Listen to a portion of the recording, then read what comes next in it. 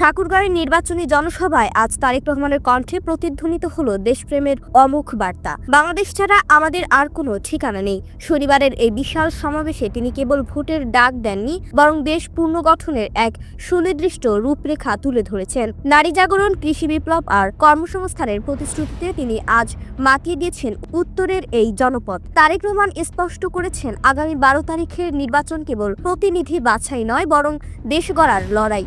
তিনি ঘোষণা দেন, নারীদের স্বাবলম্বী করতে প্রতিটি ঘরে পৌঁছে দেওয়া হবে ফ্যামিলি কার্ড। কৃষকদের দুর্দশা লাঘবে কৃষিকার্ড এর মাধ্যমে সহজ ঋণ এবং 10,000 টাকা পর্যন্ত কৃষি ঋণ মওকুফের ঐতিহাসিক প্রতিশ্রুতি দেন তিনি। উত্তরের কৃষিভিত্তিক অর্থনীতিকে চাঙ্গা করতে তিনি পঞ্চগড়, ঠাকুরগাঁওয়ে চিনিকল ও তাঁত শিল্প গড়ার অঙ্গীকার করেন। বেকার যুবকদের দক্ষ শ্রমিক হিসেবে গড়ে তোলার পাশাপাশি এই অঞ্চলে ক্যাডেট কলেজ, মেডিকেল কলেজ এবং বিশ্ববিদ্যালয় স্থাপনের স্বপ্ন দেখান তিনি। একই সাথে যত দ্রুত সম্ভব ঠাকুরগাঁও বিমানবন্দর চালুর প্রতিশ্রুতি দিয়ে তিনি এলাকাবাসীর দীর্ঘদিনের দাবি পূরণের আশ্বাস দেন।